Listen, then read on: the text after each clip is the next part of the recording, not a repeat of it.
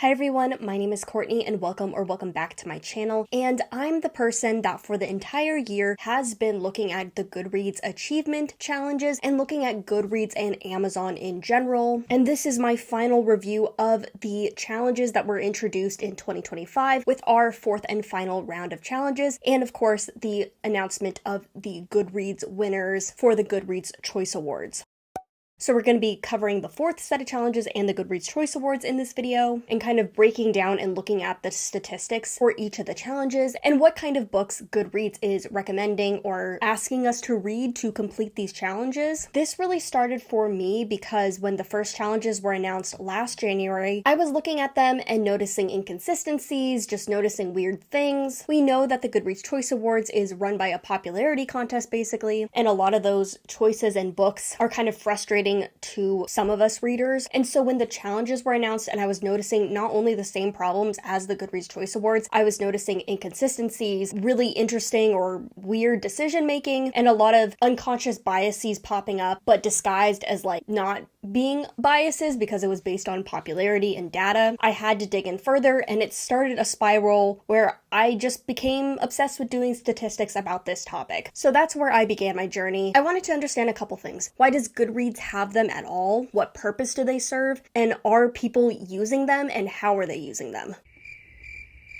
So before I get into the stats, let me just kind of go over a general spiel of kind of stuff that I've been thinking about and learning. I've really seen Goodreads as a bigger project taken on by Amazon, and it's really used as a way for Amazon to connect Amazon book buying, Amazon indie publishing, the Kindle and Kindle Unlimited services, and Audible with the general public. It's kind of serving kind of as a social media place, kind of as an advertising spot, definitely as like a platform for them to connect people to their buying services. And Amazon has a lot of toes and fingers. They just have a lot of themselves in the book industry, so them acquiring Goodreads makes sense. It's just a weird thing because Goodreads is not given a lot of attention, not given a lot of money in some ways. We've only seen recent updates to the site, so in some ways it seems like the Goodreads team is very small and it's not really cared about by the larger company, but it's also like the biggest book site out there. When I looked at the numbers for how many people voted on the Goodreads Choice Award, it became very obvious like how used Goodreads is, even if people don't like it, even if like the general world doesn't really know about it, even if the people on Goodreads don't really care what Goodreads is advertising or what they are putting out in their news articles and challenges. Amazon is a part of Goodreads and Goodreads is a part of readers' lives, and that kind of connection is important no matter if you're using Goodreads or not. One of the really interesting things is that I saw a lot of sentiment of I don't pay attention to Goodreads, I don't use Goodreads anymore, I use Storygrapher, I use this, as a way to like discount themselves from their relationship to Goodreads, from their relationship to Amazon. I think it's a very noble thing to be like, hey, I'm not going to use Goodreads because of its connection to Amazon, or I don't like it. Like, that is great, but it doesn't mean it's not affecting the readers around you and that you're not interacting with it indirectly because of how in this cycle we are with Goodreads. Amazon really seeks to be a part of reader spaces and to be a part of individuals' reading lives, and they kind of want us on this cycle with them. I really talked a lot about this in my Amazon Kindle Unlimited video, but it really seems like there's this bigger cycle going on of books recommended on TikTok being recommended to use Kindle services or audiobooks or whatever Amazon book buying services to connect readers, and kind of Goodreads being used as like a middle ground in that cycle. Comes a little bit of a smaller cycle, less about book buying, more about taste and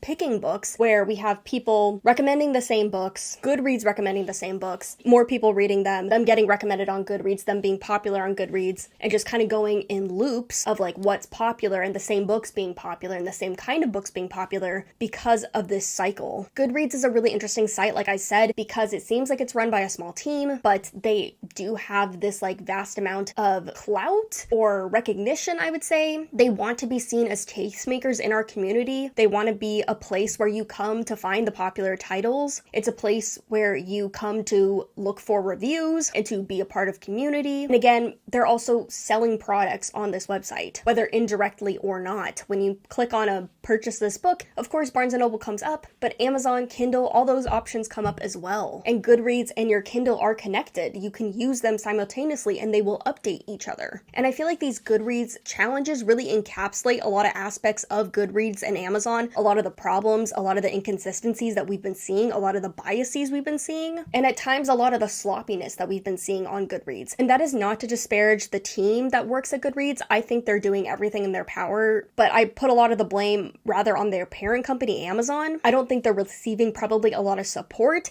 and yet I feel like they probably have a vast amount of pressure on them to always be funneling people back into Amazon products. Because Amazon insidiously really started as a book buying platform above buying any other product. They purposely sell books on the cheap, on a deal at their expense, because they want you to buy books from them, and they want to take out indie bookstores, they want to take out Barnes & Noble, they want to be the number one platform for buying books, the only platform for buying books, and Goodreads is a part of that story. So in a lot of ways, I feel like the Goodreads challenges, I would guess, are less about like actually fueling engagement, genuine community engagement from people around books, but rather to create buzz and outrage, because to them, that's probably the most important thing. Again, really interesting, because I would say the challenges, and in some cases Goodreads, goes really unnoticed by the general public. If you look at these articles that they're putting out, there's maybe a couple hundred likes on them. They've since taken out any kind of place where you can comment on these articles, but even then there were only a handful of people commenting on this stuff. So like the general public isn't really using these challenges, they're not participating in them, they're going unnoticed. Goodreads, again, a lot of people avoid it, a lot of people don't think of it outside of their own usage. So it's just really interesting the amount of influence Goodreads has, but also how little influence they have, especially when it comes to like their news, their articles, their challenges. So to get into the inconsistency I've kind of been talking about, a lot of the challenges that are very similar to each other have not had a consistent format. I will get into this in a bit, but the number of books recommended by each challenge are not the same. On one challenge that's dedicated to a history month, they will have it divided between adult, young adult, and nonfiction, and then on another, it'll be mixed, but not a ton of young adult. It's kind of like random how they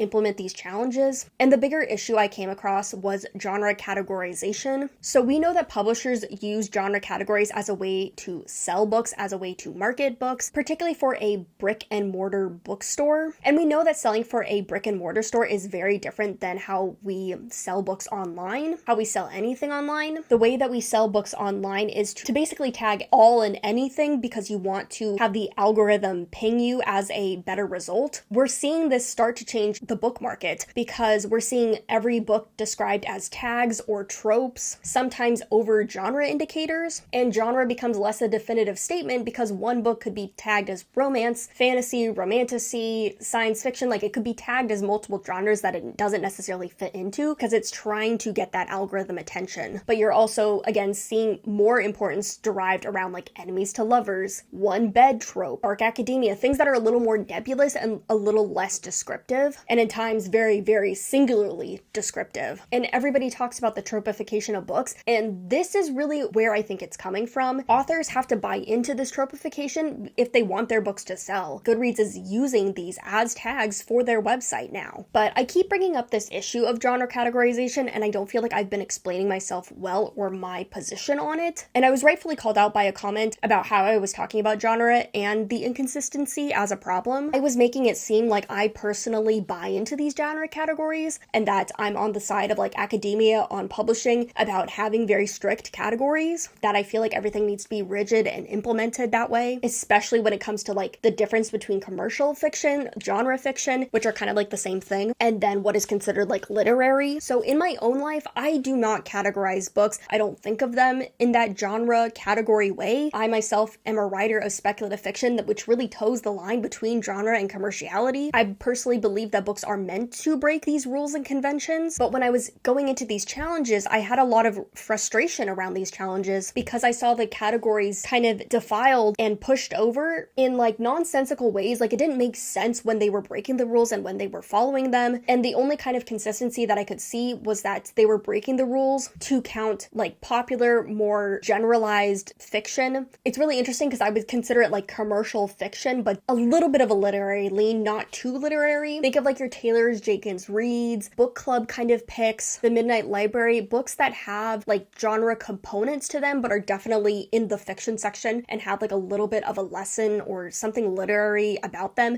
but are not considered like well loved in like an academic or like literary community, like very commercially popular but still the guise of like a fictionness to them. And I don't discount those books, I even have liked some of them, but it's like upholding those books as the most popular of any given genre when they're not either categorized in that section in the bookstore or they're not seen as really part of that genre by the genre readers. And it is making a lot of especially horror, fantasy, sci-fi books not get seen as like the top book read that year, kind of getting kicked off of these genre lists, these popularity lists, because they're kind of being replaced by what a general reader would pick up. And I wanted these genre books to have more of a spotlight, to have their moment, but the Goodreads inconsistency around genre was not allowing those books their moment. And so I wanted more conventional genre rules in place because I wanted one consistency across it. And I felt like when the rules were broken, it wasn't in a interesting or productive way. And that is subjective. I feel there is a place to break rules, and I'm not sure that the Goodreads popularity choice is necessarily that place. And a lot of the problems that I was seeing with Goodreads was the same problem I'm seeing in a lot of academic spaces, a lot of writing spaces, which is again prioritizing less genre-heavy titles and instead lifting up books that are much more conventional and much more in tune with literary rules. So they're not even breaking conventions to like uplift more interesting choices. It's mainly to uplift what is the most conventional choice. And it's just really interesting to me because Amazon makes their own rules and categorizations, but they also a lot of times will follow traditional publishing rules, and especially when they themselves want to appear more rigorous and more literary. So I don't necessarily agree with genre, and I don't believe books shouldn't break genre conventions. It's more like, is this the place to do that? Should we be doing that without consistency, where it makes sense why we're breaking those genre conventions and categorizations? It also raises this question for Amazon, like, how does it serve their interest to set their own standards while also playing into conventions? Companies, publishers, they decide what they're going to publish. From there, what they're going to be pushing in the market. They don't treat every book equally with marketing. Publishers pick books that they think will sell, and then from their handful that they're selling, they will pick books to push higher in the market, to put a lot of attention behind. And those books are often books that fit the world's status quo and books that will not be seen as too controversial. And we see this problem affected in readers because a lot of readers will not think critically about what they're reading, and they themselves will stay in the status quo with their reading and not challenge themselves. That's to each individual to decide how they're going to read, what they're going to read. I don't believe in policing that, but we have to admit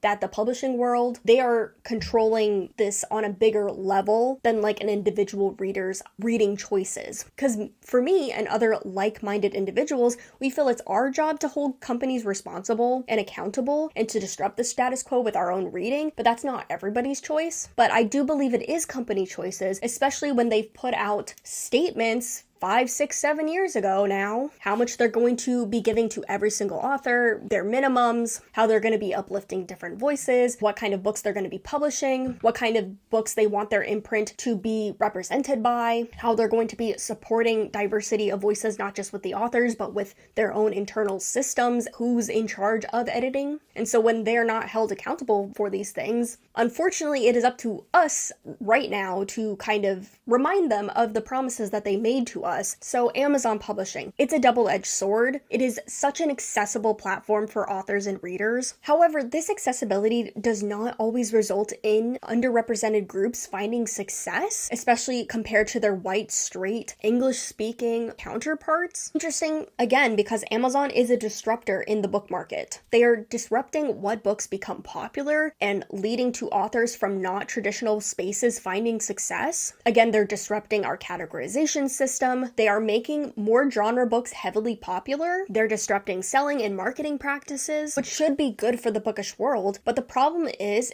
that it hasn't resulted the books that Amazon is making popular or the books that are becoming popular because of Amazon. Those books are not disrupting the status quo at all. And so I hear so many people talk about like how great Amazon is for so many people because it is allowing books that wouldn't necessarily be published, and it's allowing for authors that are not represented to be published. And again, it's accessible accessible for a lot of different readers, from people with physical disabilities like blindness or vision impairment. It's so accessible for so many reasons. But again, these authors that we want to see success are not seeing success. And again, you can see that in my Amazon video when I look at the most popular books on Kindle Unlimited. The authors that are not getting space in traditional publishing are not getting space really on Amazon. They might have smaller success, they might have more success than traditional publishing, but that doesn't mean they're having great success, the same success that other authors are seeing. Amazon benefits from adhering to trends and to lifting up conventional books the same way that publishing does. Amazon has Amazon Books. They have their ebook market with their Kindle Unlimited services, with the Kindle itself. They have their audiobook market because they own Audible as well. Amazon has a vested interest in books and in Goodreads and in like bookish social media spaces, which include Goodreads. It drives people to use their services. They want to be the number one location to buy, review books. And I think whether you use Amazon services or not, it's important to acknowledge that.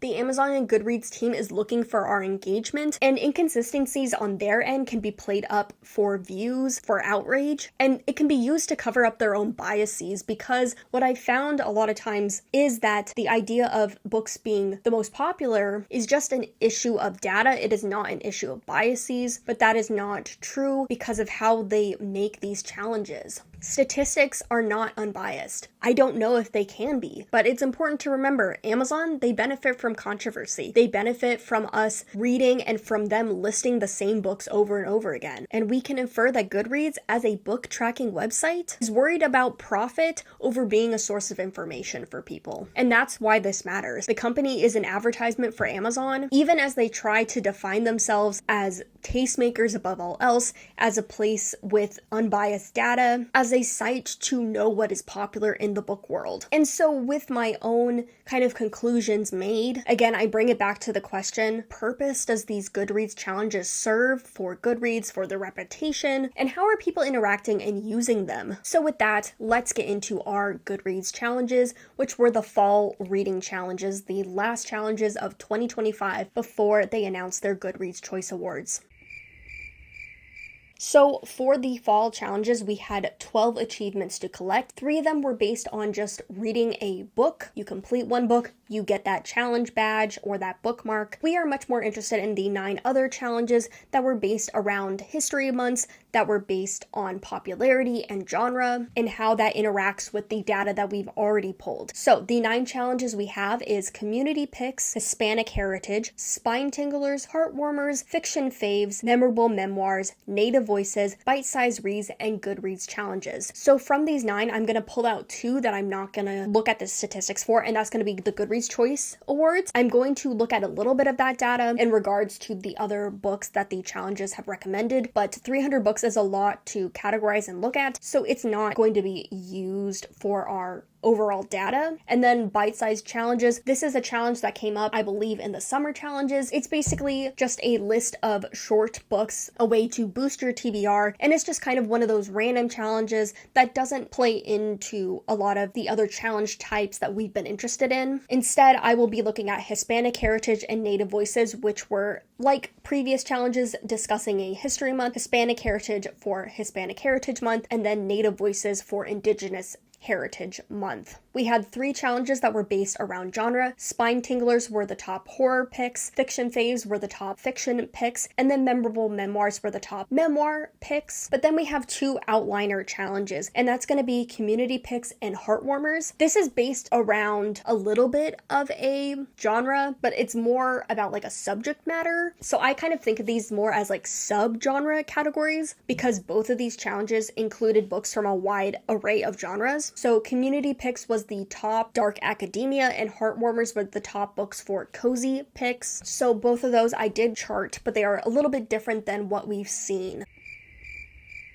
So we're going to start off with community picks, which is the challenge you get when you complete a dark academia pick from this list. So let's read this article and find out a little bit more about this challenge, because again, it's a little bit more nebulous. So back to school season is always a weird time for everyone. Young people dread it for obvious reasons, and grown-ups tend to get intense flashbacks. But if you think your school days were strange, check out these books. Today's collection is dedicated to the literary aesthetic known as dark academia, a broad cross-genre tag for stories that center on the signifiers of higher education. Some see it as an evolution of the campus novel. Consensus on this definition is hard to come by. Dark academia is more of a vibe than anything else. Old libraries at night, boarding school drama, school intrigue, and a kind of perpetual aching nostalgia. The books gathered below invoke the dark academia vibe to a greater or lesser degree, sometimes digging into the core tropes and sometimes roaming off new directions entirely. You'll find plenty of fantasy stories and mystery thrillers, along with variations of sci-fi, horror, romance, historical fiction, and YA fiction. It is a big tent. Use the want to read button, blah blah blah. They have a bunch of different books and they have them all categorized into like different little subsections. So we have notable alumni, we have the class of 2025, which is going to be 2025 picks, we have incoming initiates, forthcoming books. Those are our three categories. So let's look at the data I pulled. So like every time that I looked at categories, I pulled the title, the author, the genre, the ethnicity, the nationality, the gender, and queerness. And for ethnicity, I want to point out, because somebody asked, I don't know if I've been consistent with this across the entire time that I've done this, because I have kind of rethought through this kind of idea. But if I indicate that somebody is white,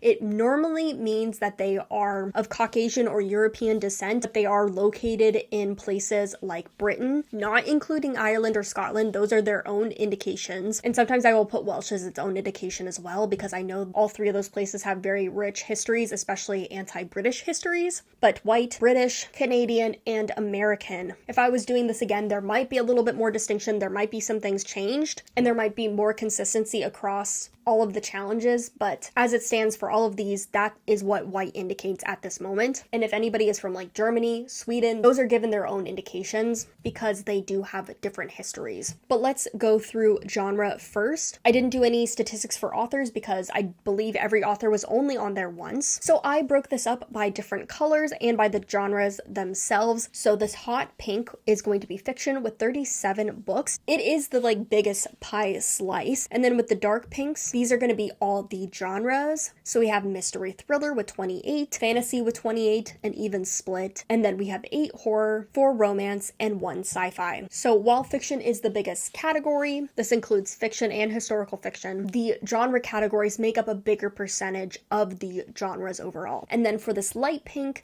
we have YA fiction and YA fantasy. A pretty good chunk, but only about a fourth of the choices. Getting into ethnicity, 69% or 98 of the books were white. Again, British, American, Canadian. We have one more person that is of unknown ethnicity. Then the rest of these with the slightly darker colors are all going to be people from different descents, which is Jamaican, Filipino American, Filipino, Puerto Rican, Chinese, Trinidadian, Canadian, Mexican, Persian American, Sri Lankan, someone that identified as just BIPOC, Indian, Pakistani, someone from Zimbabwe, Japanese American, Malaysian, African Canadian, African British, Ethiopian, Indian American, Bangladesh, African American, which is our second biggest slice on here with 14 books, Taiwanese Hong Kongian, Vietnamese American, and then Chinese American, with I think our next biggest slice with 3 books. Going into nationality, the light pink colors are going to be all the countries that are either English speaking or are countries from Europe. So we have 91 books that are written by Americans, 4 books written by Irish, 17 books that are British or 21%, that is our next biggest percentage, 6 Canadians, 5 Australians, 1 Scottish, and then 1 that is unknown. And then for our darker colors, which are representing places that are not English speaking, we got 1 Cyprus, 1 Ukrainian, 1 Malaysian, 1 person from Zimbabwe, 1 Indian person, 1 Sri Lankan person, 1 Mexican person, 1 Chinese person, 1 Filipino person, and 1 Jamaican person. And that's why I look at ethnicity and nationality, just because the diversity is different when we're thinking about authors that are represented from non-English speaking countries. For gender, we have mostly women authors. That is going to be 83%. We have 20 authors that are male, or 14%. And then we had 2 man-women or multiple author duos, and then 2 non-binary authors. For queerness, we had 108 books, or 76%,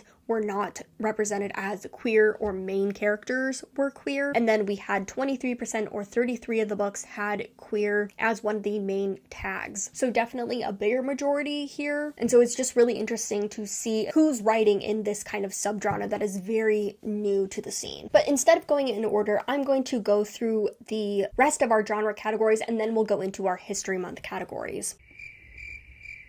So let's head into Spine Tinglers for our top horror books. So this is titled The 10 Years of Horror Hits to Read This October. For the past genre tags, we've covered normally either the last 3 or the last 5 years and looked at the most popular books for that genre. So again, we're already marking ourselves differently, but let's get into the description to kind of see what is being said about this genre. Halloween is, of course, the traditional season for scary stories, but for those of us weirdly dedicated to this genre, it is a year-round endeavor. This challenge looks back on the past 10 years of horror novels and short fiction collections, but with a twist. The books below represent the most popular titles of the past decade according to Goodreads community at large. It is a curated list based on readers' ratings and shelvings, the books that ended up most often on members' read, currently reading, and want to read shelves. From there, we sorted the books by publication year. In other words, these are the past decade's most popular books according to Goodreads regulars as of now, with each book sorted into the year in which it hit shelves. It is an interesting way to see which scary stories continue to resonate with your fellow readers and when they came out. As it happens, the past decade has been uncommonly one for innovative horror. You'll see several familiar names. A few of these books transcended genre entirely to become a part of the cultural conversation in the year they were released. You'll find a scattering of international horror in translation too, and then blah blah blah add to your shelf. So this is really interesting. It seems like maybe horror is a genre where books of the past are still very resonant and very much well read in today. But again, it does pose a problem with consistency, because what I would like to see for these genre tags is them to consistently pull from the last 5 or the last 3 years to make it,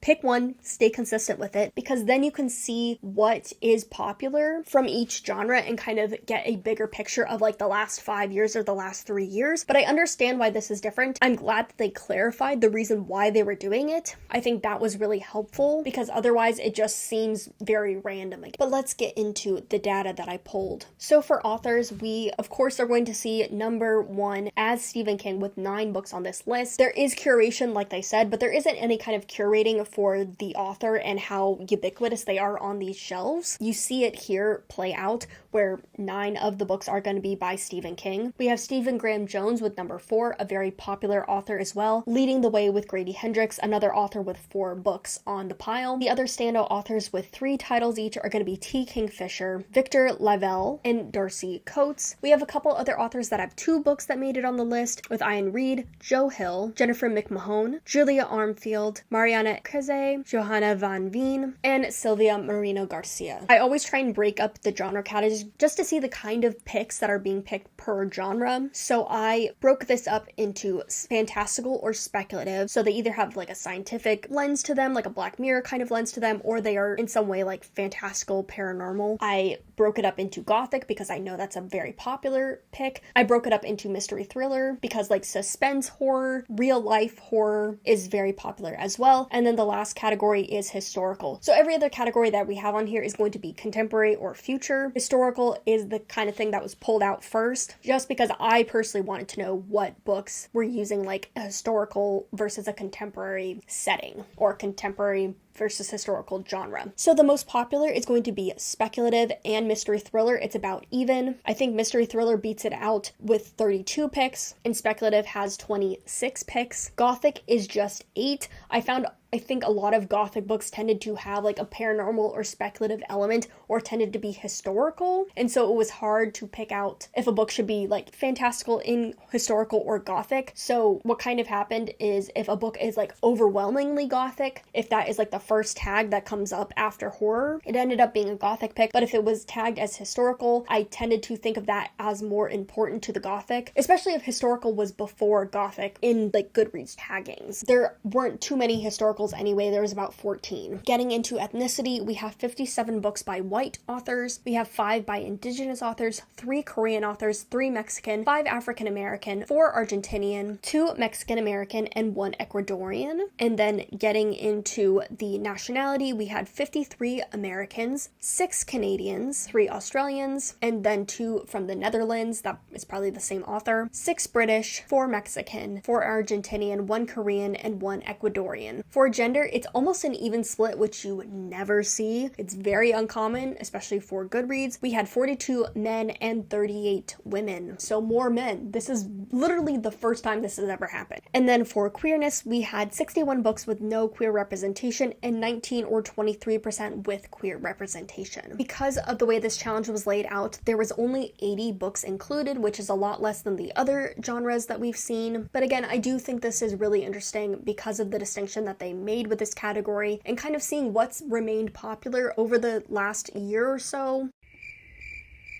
So we're going to get into our next genre category, which is going to be heartwarmers. This is going to be cozy fiction, cozy fantasy, cozy reads. It's a new term, kind of came about the same time as dark academia. And so it's a really interesting choice because I feel like it's something synonymous with the fall and winter season for reading. At this point, Goodreads' charts have not covered every genre category. So like they haven't covered the top sci-fis, they haven't covered the top YA, they haven't covered like all of the nonfiction sections. And so they're choosing dark academia. They're choosing the cozy genre instead of finishing out the bigger genre categories and kind of like the lists that they've kind of like obligated themselves to do at this point. But let's get into the 117 cozy books for fall, which again, markedly a lot closer to their other genre lists in number, but a lot different than say the horror one that we just covered. In the interest of counter-programming against all the season's dark and scary Halloween reading, we've compiled below a selection of cozy books for your autumn reading pleasure. This is specifically curated collection of books with both old and new and with an eye towards maximum coziness. So this seems to be very different than the dark academia picks because it's curated more by the person creating the list than by popularity. Yes, of course, all of the lists have like somebody controlling them or like curating them, but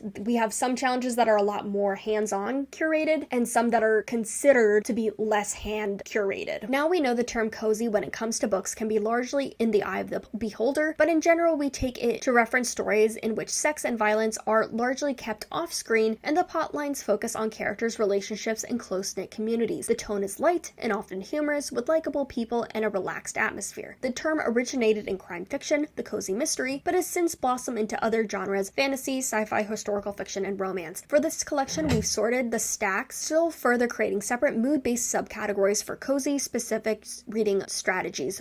Most cozy, for instance, found families, or light enchanting everything, plus of course cats. Cozy fiction often revolves around books and book lovers, which is good and proper. We are remarkably cozy as people. Check out the category for favorites, blah blah blah. Like the community picks, like the dark academia, this is split up into like little sub-genres or like subtopics. So let's get into the data for this. So authors are evenly spread. We had 2 books by Travis Baldree, but I think everything else is just one person, which is what I love to see. To get into genre, we have 31 mysteries, which is our biggest category, which makes sense because again, cozy fantasy comes from cozy mystery like the challenge states. And our second biggest category is fiction with 29 books, and historical fiction only has 5, but it's kind of included. The next biggest chunks that we can see in the pie chart are going to be colored in pink, which again is our fantasy, our science fiction, we got 1 horror in there somehow, and then romance. And then in the yellow we have children's fiction and children's fantasy. Those are just kind of outliers, so I just kind of separated them. Getting into ethnicity, we have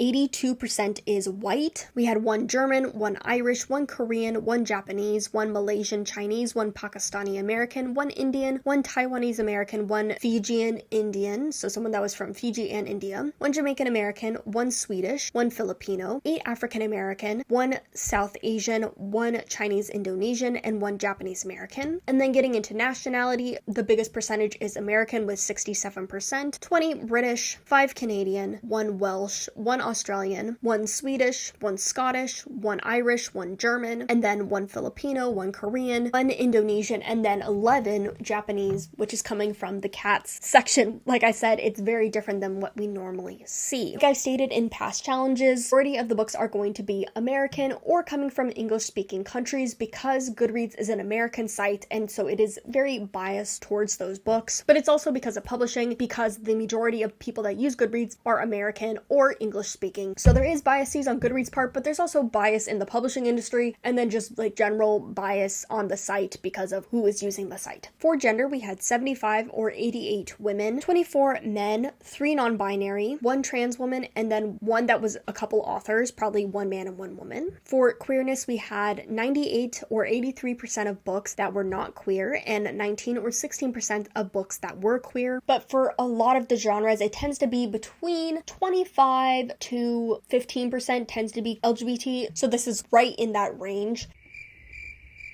So let's get into fiction faves, which is the next achievement based around genre. And this is labeled read 80 books of the past decade's very popular fiction. So this is like a combination of a couple different challenges we've seen. It's talking about the most popular books of a genre. It is more in line with the horror challenge that we just saw, where they are looking at the past like 10 years versus like the past 3 or the past 5, which is what we've seen. So let's read their description and see if they take a similar approach to the horror tag. Here at Goodreads World Headquarters, we spend a lot of time stacking and sorting and thinking of interesting ways to encourage the vital act of reading books. That's a nice sentiment. I don't agree necessarily that that's your goal, but that is nice to say. It's nice work. Lower back problems are the only real issue. Who is this this time? Is this Sybil or Shannon? Sybil, I'm sure you truly believe that, and I think you're doing a lot of really hard work at Goodreads, and I don't want any hate to come towards you and your job and like what you're doing, because I think you're doing it genuinely. This might get cut out and a little bit less snarky so that I can be a little bit more objective, but I am very, not negative, but I am very wary. I just think of it as like, even if this is a true sentiment, it is being put out as like a marketing, like promotional item. So even if it's true, it's still trying to paint a particular picture. Let's get back into this article. Today's collection takes a tricky chronology approach to the challenge. The books below represent the most popular contemporary and historical fiction of the past decade, according to the Goodreads community at large. It's a curated list based on the average reader rating and shelving. The books that end up the most often on readers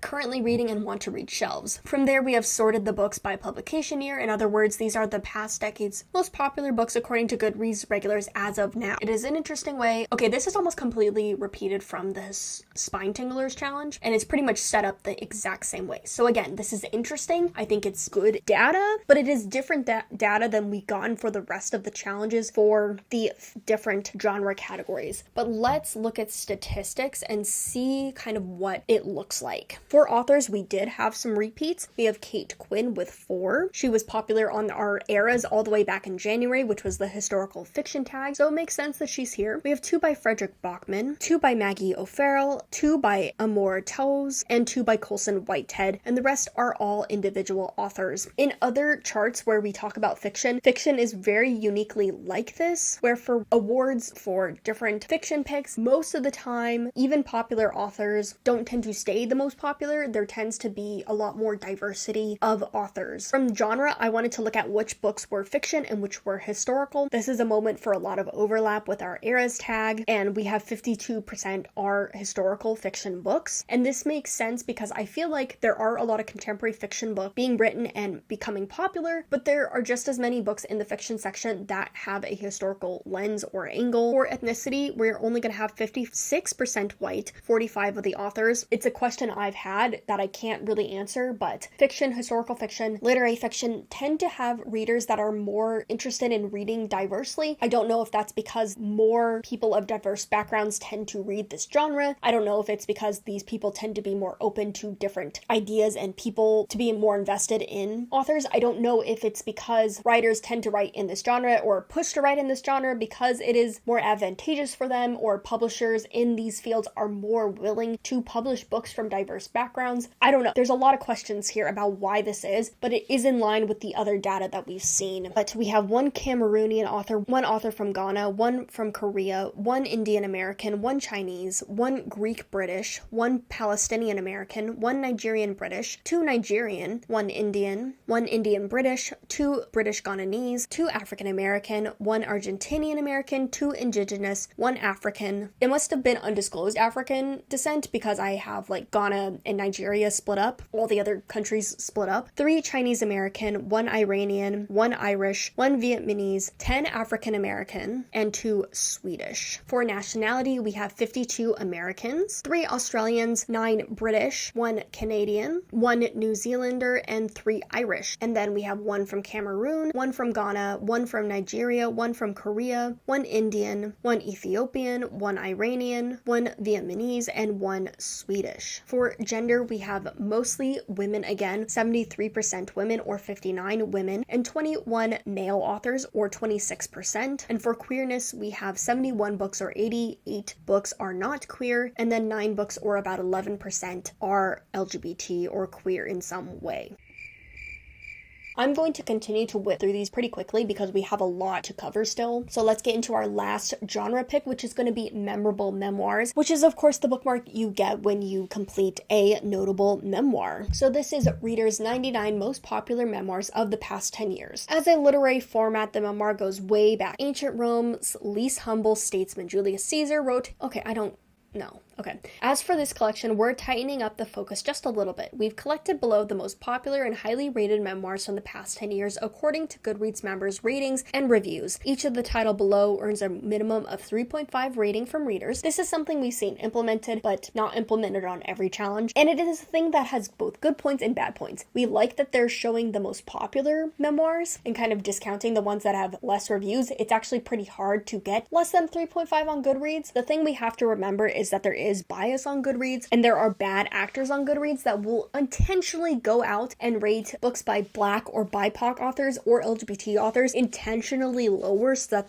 they're not doing it so they don't get on lists. They're doing it to like hate on, BIPOC and LGBT authors. But because of those consequences, there is a chance that books will not end up on lists because of that kind of review bombing practice that happens on Goodreads. Some of the books up top may look familiar even if you haven't read them yet. Several broke out into the general cultural conversation in the year they were released. In between, you'll find princes and presidents, actors and musicians, blah, blah, blah. So it's not broken out into years like the other challenges. So that's interesting. I didn't look at publishing year, I don't think, but there is definitely a chance here that it could all be 2025 releases and then one 2024 release. Let's look at authors. This is a great spread because there's no one author that is here multiple times. In my opinion, it's great. That's subjective technically. Getting into ethnicity, we had 62 white authors, 17% African American authors, 2 Indian American, 1 Korean, 1 South African, 1 Chinese American, 1 Mexican American, 1 Tuisani, 1 Hungarian, 1 Malaysian, 1 North Korean, 1 El Salvadorian, 1 Taiwanese American, 1 white Mexican, they identified as like white Latino, 1 Korean American, 1 Jamaican, 1 Chinese, 1 Nigerian, 1 Vietnamese American, 1 indigenous, and 1 Indian. For nationality, we have 79 or 79.8% American, which is basically 80%, 1 Indian, 2 Canadian, 1 Nigerian, 1 Chinese, 1 Jamaican, 1 New Zealander, 1 Italian, 1 El Salvadorian, 1 North Korean, 1 Malaysian, 1 Hungarian, 6 British, 1 South African, and 1 Korean. For gender, it is 77 or 78% women and 20 men authors, and then 2 non-binary authors. We have 89 or 90% of the books are not by queer people, and then 10% are by queer people. And just getting a look at the list, it's a lot of celebrity memoirs. I think one of the new challenges introduced this January is celebrity memoirs, so it's very interesting that they're doing these kind of like back to back. I feel like people that like celebrity memoirs, read celebrity memoirs, and if you're not a celebrity memoir person, your choices are going to be very vastly diminished. Maybe you'll read from a person you really like, but I would say if you don't really care about celebrity memoirs, you're not going to read one even if you do like the person. Now we're going to get into history months. So we're going to start with Hispanic Heritage, which is an achievement you get when you complete one of the books on the Hispanic Heritage Month list. This is 108 books to celebrate Hispanic Heritage Month. Since 1988, the U.S. has officially observed National Hispanic Heritage Month from September 15th to October 15th to celebrate the histories, cultures, and contributions of Americans whose ancestors came from Spain, Mexico, the Caribbean, and Central and South America. In honor of the ongoing celebrations, we've gathered below a wide selection of new and recent books books from Hispanic authors divided into two big and basic stacks, fiction and nonfiction. Most of the books are newly published in 2025, although we've also sprinkled in some big hits of notable titles from the past few years. And then they list some authors that you'll see on the list and kind of like the different genres you'll see, and then a call to action to engage with the list. So this is really interesting because it is not laying out exactly what they did to curate this list. In some of the past historical month lists, they've said these are all 2025 picks. They've said these are from the past 3 years, but this is just kind of what they want. It's mostly 2025 picks, and then they've thrown on books that they wanted to be on this list, which again makes inconsistencies between the list that we're seeing. The other inconsistency we're seeing is I think they originally did not split up between fiction, YA, and nonfiction, and then they did like in the middle couple months, and then now they're going back to not splitting up. And that's always interesting because they want more adult picks and less YA picks. I'm assuming that's why. But let's get into the data to kind of look at. So for our authors, I think we only have one author per book. This has remained pretty consistent. Sometimes there'll be one or two authors that have multiple books, but for the History Month challenges, it's pretty common to only have one book per thing, and that's because these are curated by a person. So they're picking what books go on the list, and they tend to want to only pick one book per author. So we have 29 fiction books and 24 nonfiction. I didn't split nonfiction into all the different categories, but I did subcategorize all the fiction books. So we can kind of see there's 24 nonfiction, and then the rest, more than 75%, is going to be fiction titles. Most of the books are going to be just standard fiction. 13 are going to be fabulous or speculative. So these are literary fiction or fiction picks, but they have a fantastical speculative element to them. And I really just divided that because I wanted to see how many were genre books and how many were fiction books with subgenres of these fantastical moments, just to kind of see. So we have 6 fantasy books, 12 romance books, 4 mystery thriller, 8 horror, and 1 science fiction. And then with these 2 darker colors, we can see we have 5 YA fiction and 6 YA fantasy. Getting into our ethnicities, we have a lot of different ethnicities represented. We have 35 Mexican, 1 Afro-Dominican, 3 Salvadorian, 4 Dominican, 1 Argentinian Brazilian, 1 Mexican Puerto Rican, 12 Puerto Rican, 12 Hispanic/Latinx. I couldn't find a specific thing that they were, or they were multiple things and listed multiple things, more than 2 things. 1 Colombian El Salvadorian, 1 Guatemalan Colombian, 7 Colombian, 5 Argentinian, 1 Puerto Rican Brazilian, 1 Peruvian Chilean, 6 Cuban, 1 Colombian Cuban, 1 Trinidadian, 2 Ecuadorian, 1 from Panama, 1 Puerto Rican Mexican, 2 from Nicaragua and Puerto Rico, 1 from Uruguay, 1 Peruvian, 1 Mexican Salvadorian, 1 from Guatemala, and 2 from Chile. For nationality, the majority is going to be American, which makes sense and it doesn't. I also saw this in the African American History Month. This list is to celebrate an American holiday that is supposed to be talking about uplifting people of these different descents that are American now, or were American always, like Mexican American. But these lists also include authors that are not American. What I'm to say is I'm glad that we're getting other countries because they don't get a lot of spotlight in the other lists. But I always wondered how a Hispanic American would feel about this is a history month for specific groups, and it is including people that are from not that group. I'm not to make judgment on that. That's just my observation. But we have 1 Dominican, 1 Argentinian Brazilian, 6 Puerto Rican, which is technically a part of America. They are American. I'm not discounting that. It's just there's a bigger history there. 3 Colombian, 2 Argentinian, 1 Trinidadian, 1 Cuban, 1 Peruvian, 1 El Salvadorian, 2 Chilean, and 7 Mexican authors. For gender, we had 71 or 65% women, 27% are men, and then we had 8 authors that are of non-binary. And then for queerness, we had 76% of authors, or 70% were not queer, and then 32 or almost 30% were queer or LGBT books.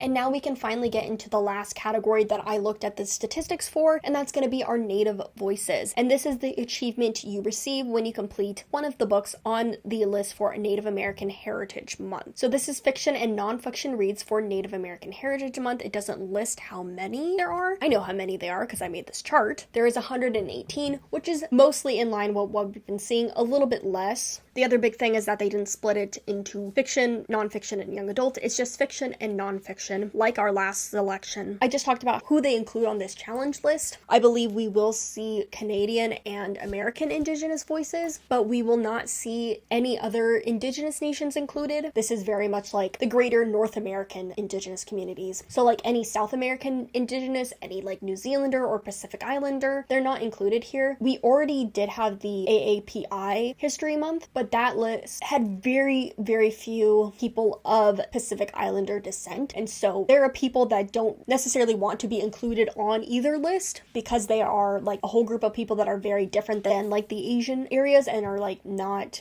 very different from Native American, North Native American Indigenous groups. So they're a kind of group that falls through the cracks, and because of like how the lists are set up, falls through the cracks that way as well. I was kind of like expecting an Indigenous Hawaiian or a Maori person to end up on this list because they are Indigenous and because of how Goodreads again has not been consistent with how they're doing these history months. But in this list, they've only included North Native American. An average vampire hunts the bloodied steppes of 19th century Montana. A young woman in Oklahoma embarks on a quest to become the first Cherokee astronaut in space. An impossibly courageous teenager grows undercover to protect her people from drug trafficking and the FBI. These are just a few stories on offer in this collection, specifically selected in honor of Native American Heritage Month. If you want to join in the celebration, click around below and scout some potential leads for your want to read shelf featuring new and recent books. Again, it doesn't tell us what year these books are coming from. It doesn't even state that most of them are for 2025. I'm assuming they just pulled as much as they could from the last 10 years. The sheer range of recommendations is pretty amazing here. They just talk about the different stories, but let's get into my statistics. So for authors, we're going to see a lot of overlap with our authors. We had a couple anthologies here, so we had 4 that are by multiple authors, but we do have 2 authors that are on this list, or 3 books each, and that is going to be Stephen Graham Jones and Anne Booley. And then we have a bunch of authors that have 2 books on here, from Joshua Whitehead to Brandon Hobson, Elena Ramage, Erica T. Worth, Danica Navia, Vanessa Lilly, Morgan Talty, Louise Eldridge, Ramona Emerson, Jen Ferguson, Katrina Vermente, Cherry Dameline, Margaret Verby, Patty Harwick, and then Joe Harjo. In our genre categories, I split it into nonfiction, fiction, our young adult categories, and then our genre categories. So most of the books are nonfiction with 39 books, 32% are fiction, and then we had 1 poetry collection, 14 of the books are horror, 8 are mystery thriller, 2 romance, 1 sci-fi, 7 fantasy, and 1 dystopian. And then for YA, we have 2 fantasy novels and then 10 fiction young adult novels. For nation and tribe, we have tons of tribes represented, but most of them are going to be Cherokee with 13, Chippewa with 9, Métis with 9, and then Ojibwe with 6, and then authors that claimed status from multiple tribes with 6. I'm just going to be honest here because I think I have to be. I'm trying to go through every tribe and say them and name them because it is very important, and I love how many tribes are represented in this list, but I am not great at pronouncing. Even when I listen and try, I just think I'm doing a very big disservice here, and I would like to properly do it. I'm counting over 66 nations and people of multiple descents here, so I'm just going to list it out on the screen for you so that you can just see all the tribes represented. For nationality, 82 or 70% are in the American region, and then 35 or almost 30% are on Canadian land. Their land, but has been claimed by Canada or the US. For gender, we have 69 or almost 60% women, 42 or 35% are men, and then 6 are by multiple authors. I don't believe anybody was non-binary or two-spirited that I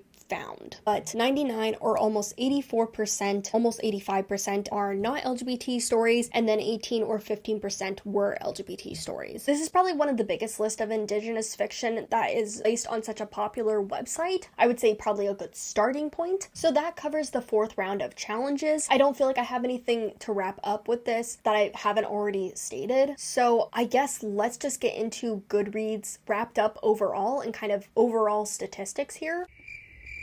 So like I said, I would have loved to cover the Goodreads Choice Awards and kind of use it to compile all the data for all the books that we've been talking about this whole year. But that is a lot of work. I love doing this, but it is a little bit tedious, I will say. So I had a compromise with myself. I wanted to look at all the data for the entire year, and I don't think you can compile more than 500 individual titles on Google Sheets, what is mainly what I've been using. And let's be honest, I didn't want to see the data for everything. everything, I wanted to see what was the most popular, or like to see the titles that we see the most through these challenges, because there have been multiple titles where I'm like, I've seen you multiple times. So that's what I did. I compiled every single book from every single one of the challenges. I threw out the ones that I've thrown out previously, the ones that are just kind of random challenges. Through this compiling, I got 1,952 books, almost 2,000 books. And from there, I pulled out all of the duplicate titles and I compiled it into this wonderful, beautiful chart that I made and took so much time on to see how many repeat books we have. Of all the books that have been repeated across multiple challenges, we have 225 books spanning multiple challenges. And I looked at the author, the genre, the ethnicity, the nationality, the gender, the queerness. I compiled all the challenges, and I compiled if it was a Goodreads winner or if it was nominated for a Goodreads pick. We'll get into that and what is interesting about that when we get there, but let's just go through the regular stats and data before we get into our new kind of stats. So across all of these challenges, there's only a couple authors that repeat. We have Frida McFadden with 5 books, Sarah J. Maas with 4 books. They were the most repeated authors across challenges. And then we have R.F. Kong with 3 and Taylor Jenkins Reid with 3. We have Stephen Graham Jones with 2, Sally Roon with 2, Kristen Hanna with 2, Madeline Miller with 2 books, Grady Hendrix with 2 books, Lucy Score with 2 books, David Gran with 2 books, Kate Quinn with 2 books, Maggie O'Farrell with 2 books, Amor Towles with 2 books, Emily Henry with 2 books, Abby Jimenez with 2 books, and Allie Hazelwood with 2 books. So that basically means that their 2 books were included at least 2 times on each challenge. You might be noticing that Stephen King isn't here, which he's been on a ton of lists. To be qualified, he had to have 2 of his books repeat at least 2 times. So Never Flinch had to be included on 2 different challenges, and then say Pet Sematary had to be on 2 different challenges. He might actually be here. Let me see. Is Stephen King here? Stephen King did make it on this list with Holly, which is one of his newer titles, but not enough of his books made it on for him to be included in kind of this flyby stats of the authors. We have other authors that are more popular or are hitting enough challenges in a way to more books with cross appeal. I don't know, for their books to be picked for more challenges. But let's get into genre. I broke it down into 3 colors here. We have blue, purple, and green. Blue is going to be fiction and historical fiction. Pink is going to be our young adult picks. Green is going to be nonfiction genres. And then purple is going to be our genres. So for fiction, these are the biggest pie slices, individual slices, with 35 fiction and 43 historical. Historical fiction picks just have the historical fiction challenge. They have the fiction challenges. They have all the popularity challenges. They just had a lot of chances to be on lists, and they tend to be pretty popular. It's interesting because the popular authors definitely are here. The authors we think about that are popular and that are repeated in multiple challenges are here. But because of the way I set up this statistic list, we're looking at authors that have to have general appeal or have to be ubiquitous across a couple different genres for their books to be repeated in multiple challenges. Definitely, if you're popular, you have an advantage, like Sarah J. Maas. She only really writes fantasy, but because those books are so popular, get to be on multiple challenges. Whereas, say, Stephen King, he has the horror challenge, but he only has the opportunity really from there to end up on challenge favorite lists or lists that are based around popularity. So we have 19 mystery thriller, 25 fantasy, 10 romantasy, 9 science fiction, 25 horror, and 14 romance to make up our genre categories. For nonfiction, most of them are going to be memoirs with 70%, 12 are going to be general fiction, and then 5 are going to be historical/biographical. This is just like more history based, even if they are biographies. And then YA is the smallest categories with 4 YA fiction and then 6 YA sci-fi fantasy. Getting into ethnicity, this is really interesting to me because especially with like a lot of the popularity lists, we've seen definitely a bias towards white or English speaking countries, and that's not here. But because of a lot of the fiction categories, because of strictly fiction, I'm talking like literary fiction readers, maybe some nonfiction stuff as well, we're seeing a lot more countries represented than I thought. I think it's also due to the historical months. If you're a author that has a nationality represented in a heritage month, you're more likely to be like a popular author in your own right, in your genre, and then to be popular enough that they curate you and put you on the list for your Heritage Month. So 142 or 63% were white. We had 21% or 9% is African American. This is very close to what I think publishing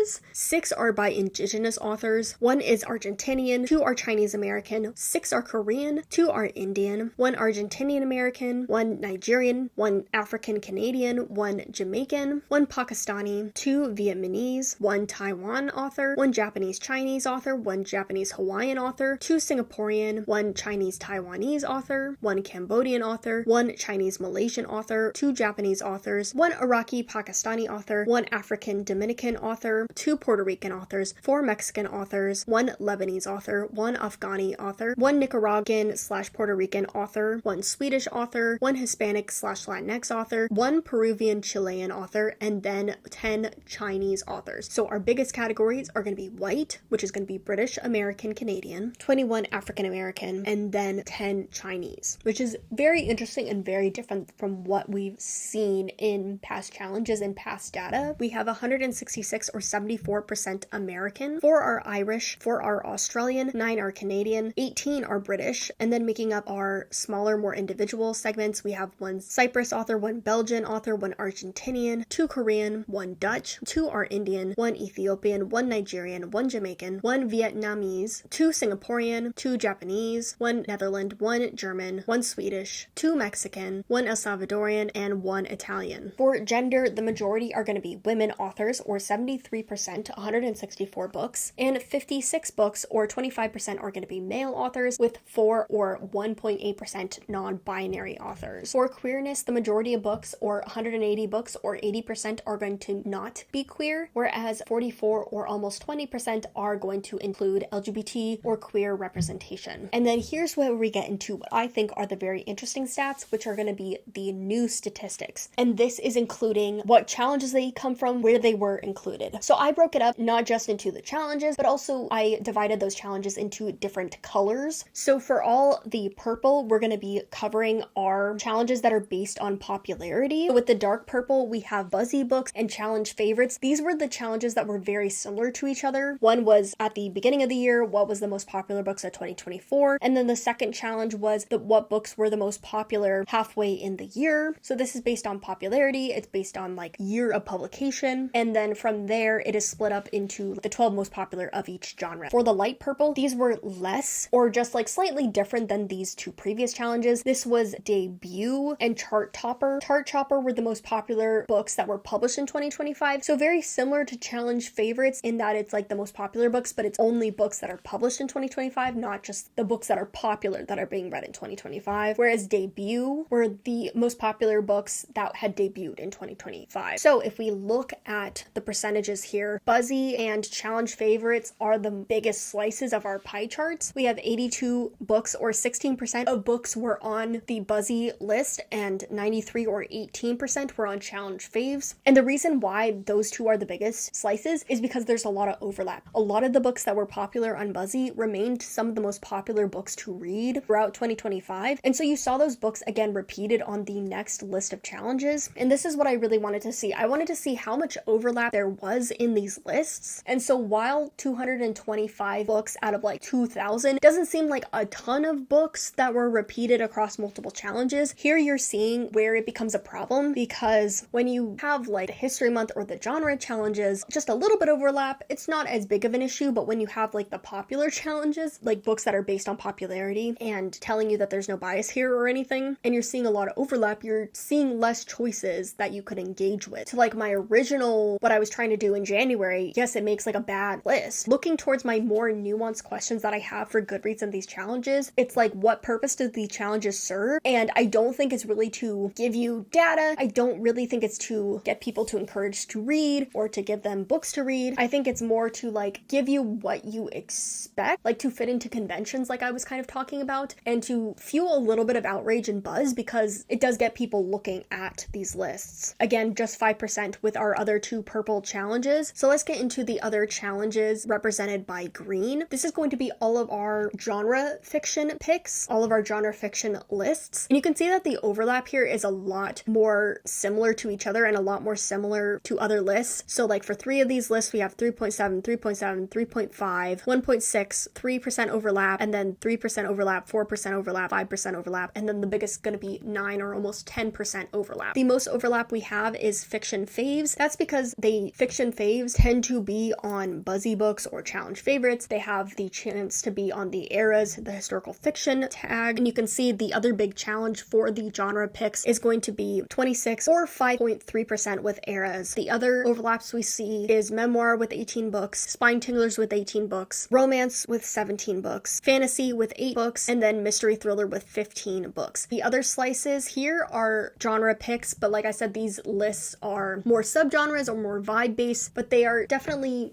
feel more like genres than like popularity lists, so I included them in green, but just in a lighter green to show their difference. And that's going to be community with 20 book overlap and Heartwarmers. And then for blue, this is going to be all of our heritage or history month tags. So there was a lot of overlap with African American with 15 or 3% books. The API had a 5.3% overlap. Hispanic heritage had 2.6 overlap. The biggest was pride or LGBT books. We had a 5.3% overlap, similar to our eras. And then the least amount of overlap we saw was for Native American History Month with 1%. So this is really what I was getting down to, why I was looking at like lists and kind of defining if they were curated lists, if they were based on popularity, if they were based on like sort of curation, sort of popularity with our genre lists. And you can see the more curation they do, the less overlap there is. The less curation they do or say they do, the more overlap there is. So this list breaks down how many of the books have like similar overlap. So basically this was like a mistake technically when I was making my list, but I thought it created interesting statistics. Like basically if I had a book that had like 3 genre tags, it would collect those into its own tag instead of breaking it up into percentages for just every individual tag. So we can see that the most overlap we had was for Buzzy books and the challenge favorites with 16%. If a book was overlapping, it was mostly in this category. And then the other big overlap we saw was with the eras books or the historical fiction books and the fiction favorites. Other big contenders, we saw 8 books overlap with romance and the challenge favorites, and then Buzzy books and romance. But for the most part, it's 1 to 3% for this overlap. There's only really a couple sectors where we see a lot more overlap. So what books won multiple categories, you may ask? All of the books made it here because they got on 2 challenges. There were a couple books that made it onto 3, but let's just kind of look at what books were on multiple challenges, 4 or more. For our first book, we have Lessons in Chemistry, which was a Buzzy book. It was a challenge favorite book, and then it was an eras pick and a fiction favorite. And that kind of sums up the overlap we were seeing in the challenge charts. Buzzy books and challenge favorites, they tend to overlap, and then era and fiction favorites tend to overlap. The book that has 4 or more is The Frozen River, and it has the same overlapping chart. The next one that has 4 or more is going to be Emily Wilde's Encyclopedia of Fairies. This one is interesting because it's Buzzy books, it's epic, so the fantasy tag, it's going to be chart topper, which is slightly different than challenge faves, and then it's going to be Heartwarmer, which is the cozy books, which is a little bit different than our favorites. So again, a little bit of curation here. The next book we have is Babel, which is Buzzy, challenge faves, epic, and the community. Another one that I see that has 4 is going to be The Emperor of Gladness. This is the only one that has included any historical months so far. So this has LGBT historical month and the AAPI historical month, as well as chart toppers and fiction faves. That makes Emperor of Gladness stand out to me as a very interesting title because it is very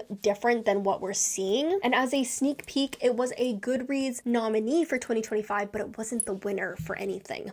And then I almost missed Wayward. This was our only winner from the overlap category. The last one is going to be Heavens and Earth's Grocery Store, which is Buzzy books, era, fiction faves, and then Essential, which is the African American challenge. 3 of the challenges are for the first set of challenges, so it was recommended 3 times at the beginning of the year and then once more later. So Lessons in Chemistry, the Heavens and Earth Grocery Store, The Frozen River, Babel, Emily Wilde's Encyclopedia of Fae, and then Emperor of Gladness. I would say all of them them are really popular books. All of them are really popular authors. But again, they're books that are also have the ability to end up on multiple lists. So very interesting. But let's get into our final tag, which was the Goodreads Awards. I wanted to see how many of these books we have seen for multiple years because of what Goodreads shows us. How many of them are part of the Goodreads cycle of like, they've been nominated for an award, so you're going to see them recommended over and over again by us. Blue, these were the books that were not on any recommendation list. Some of these are older titles, so they were not included, or, they couldn't be nominated because they were not around when Goodreads was doing this. But the other interesting thing here is that there are some titles that are really popular now that are not popular when they first came about the scene, or not popular enough to end up on the top 10, the top 20 nominations. Like, I remember seeing Sally Rooney in here, her first book, so it just wasn't popular at the time, enough so to get that award. Whereas now, if Sally Rooney wrote a book, of course it's going to be on that list. Going into the pink, these are the biggest sections. These are going to be our winners and nominees of the past. So with 93 books, or 41%, were past nominees. So that means like 40% of the books that we're seeing were winners of the past, and they've remained popular, they've remained on top, they've remained in this cycle of popular books to read. And I should say 28% of the books are not Goodreads winners, which means that 72% of the books are winners or nominees. That crazy overlap there. And these are not even all the books. Technically, could be other books that are nominated that didn't make it onto the spreadsheet, technically. I think there's a less chance of them, but they technically could be. Insane to think about. But going back to the pink, we have 28 or 12% were past winners. And then going into the purple, these were the books that won this year. So for 33 books, or 15%, they were 2025 nominees. A little more blurry now, but I'm so close to finishing this video that I'm going to finish it on my computer, but hopefully my mic makes up for that. And I want to say that there's 11 challenges, and even getting into nominees, I know I looked at fiction and just wanted to see how many fiction books were nominated and how many weren't that were on this list of overlapping, and it's about 5 and 5. But as we've seen, the books that repeat from past years definitely are going to be seen on charts and popularity charts and these challenges. There's a pretty good indicator that if a book is a Goodreads nominee, it's going to become popular, it's going to be read. If it's popular, it's going to be a nomination. It's a cycle. It's always a cycle with Goodreads. And in some ways that's really interesting because our community is reading a lot of books together. And we see books like on TikTok that were popular 10 years ago become popular again. Like, that is really interesting about our community and really cool about our community. But it's also really discouraging when we want to see new books become popular, new authors become popular, people of different backgrounds become popular. And we're not seeing that because of how this system is set up, about how this cycle comes about. It becomes really frustrating when Goodreads tends to say that this is based around data and statistics when there is internal biases here that make these charts look a certain way. And sometimes they're aligned with publishing, and sometimes they're better than publishing, and sometimes they're worse than publishing. But we can see that the overlap happens a lot less with the curated list than it happens with the uncurated or statistically driven lists. And when I went to these challenges in January, I had this idea that challenges just like weren't a good representation, or that they were not good recommendation lists. We have to return to the question that I now have. If a good list is good or not is subjective. It's not really important. What is more important is the idea of what is the purpose of these lists? What is Goodreads trying to implement? Why are they implementing them? What purpose do they have? Maybe it's cynical to think about it that way, or to think about it being a capitalistic tool, but I think we can surmise that it probably is. That these lists are a marketing tool. They are here to fuel outrage. They are to create buzz. They are to be a part of the status quo of the publishing world because that's their market and that's how they're going to make money off of us and off other readers. I know it's very easy to kind of dismiss the challenges because we don't engage with them, because we don't engage with Goodreads or Amazon. Just because we don't use them doesn't mean the greater public isn't involved with them or isn't swayed by them. And I think that's important to remember. And it's a reason why I'm going to stay engaged with these lists and be looking at these lists. They might not be useful to me, but that doesn't mean they aren't being used and that they are not a tool for a profit purpose or a different purpose by Goodreads and by Amazon. And so that's why I've really taken this year to be looking at not Goodreads, but also Amazon and the Kindle, and to just see how these overlap and intermingle with each other. And so this has just been a really fun project this year to do. I would love to do it again, but it is a lot of lot of work. Maybe it's time to pass the torch to another individual who would be so inclined or so interested in doing this. But I do think what I did was really interesting and hopefully informative. So thank you so much, especially if you've watched all of these hours of content that I've done into this project. Thank you so much. I really, really appreciate it. I hope you got as much out of it as I did. But as always, thank you so much for watching and happy reading.